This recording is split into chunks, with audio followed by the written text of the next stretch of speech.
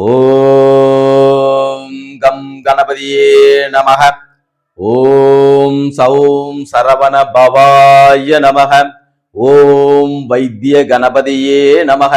ஓம் வைத்தியநாத சுவாமியே நமக. ஓம் ஸ்ரீம் தையல் நாயகியே நமக. ஓம் ஸ்ரீம் தைலம்மை நாயகியே நமக. ஓம் ஸ்ரீம் செல்வமுத்து குமார சுவாமியே நமக. ஓம் செவ்வாய் திருவே நமகம். ஓம் தன்வந்தரி சித்தரே நமகம். ஓம் பாலாம்பிகேச வைத்திகேச பவரோக ஹரே தீச சபே நாமத்திரயம் நித்திய மகாரோக நிவாரணம். குருவே சரணம். வணக்கம். நான் உங்கள் ஏஎல்பி ஜோதிடர் மற்றும் அச்சய வாஸ்து நிபுணர் பாலசுப்பிரமணியன், மதுரை மாவட்டம் அலங்காநல்லூர். எனக்கு இந்த வாஸ்துவையும் ஜோதிட கல்வியையும் கற்றுக் கொடுத்த எனது அருமை குருநாதர் அச்சய இலக்கண பദ്ധதியின் தலை சிறந்த குருவாய் இருக்கின்ற ஐயா டாக்டர் முனைவர் சி பொதுவுடை மூர்த்தி ஐயா அவர்களுக்கு நன்றியினை தெரிவித்துக் கொள்கிறேன். இப்பொழுது ஒரு ஜாதக ஆய்வு. படிப்பு சார்ந்த கேள்வி. இந்த ஜாதகம் படிப்பு சார்ந்த கேள்வி. ஜாதகருடைய ஜென்ம லக்கணம் மீன லக்கணம், மேஷ ராசி. ஆனால் நம்மளது அச்சய இலக்கண பദ്ധதி வளருதல் லக்கணம் வளருதல் அது முறையில் பார்க்கும் பொழுது இவருடைய ஏஎல்பி லக்கணம் ரிஷப லக்கணம். ரிஷப லக்கணத்துடைய அதிபதி சுக்கிர பகவான் ஏஎல்பியில் இருந்து 8ஆம் இடமான தனுசு ராசியில் உள்ளார். ஜாதகர் பிரச்சனையில் உள்ளார்.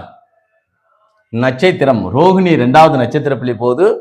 இந்த ரோகிணி 2வது நட்சத்திர புள்ளி போகும்னா சந்திர பகவான் எங்க இருக்காருன்னா ஏஎல்பியில இருந்து 12ஆம் இடமான மேசத்தில் உள்ளார் சந்திர பகவான்.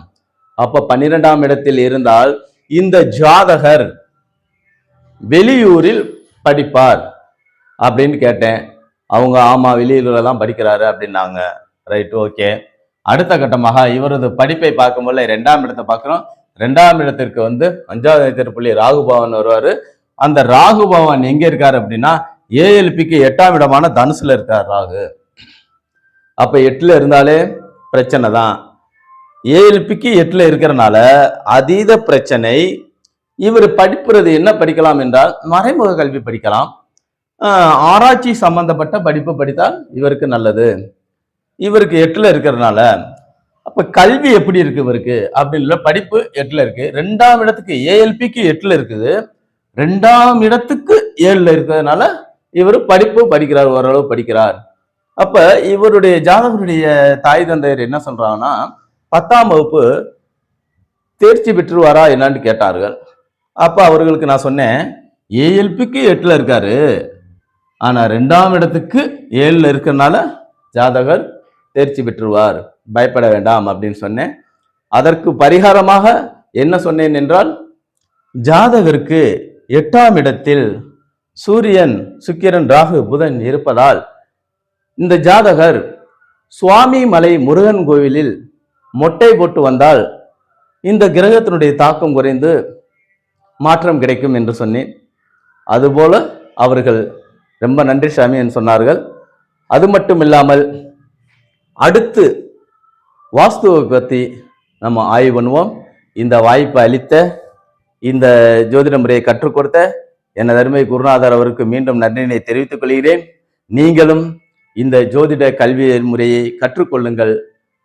ஏஎல்பி ஜோதிட முறையை கற்றுக்கொள்வது 15 நாள் போதும். 15 நாளில் அங்கு உள்ள குருமார்கள் அவ்வளோ அற்புதமாக பாடம் நடத்தி நம்மளுக்கு ஜோதிட கல்வியை சொல்லித் தருகிறார்கள்.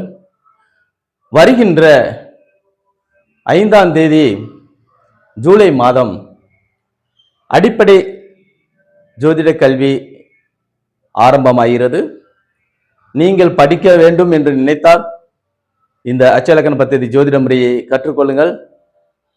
ஜூம் ஆப்பில் பிரம்ம முகூர்த்தத்தில் நடக்கக்கூடிய ஒரு ஜோதிட கல்வி முறை எதுவென்றால் இது மட்டும்தான். அதனால் இந்த ஜோதிட கல்வியை கற்றுக்கொள்ளுங்கள். உங்கள் வாழ்க்கை உங்க கையில் இருக்கு.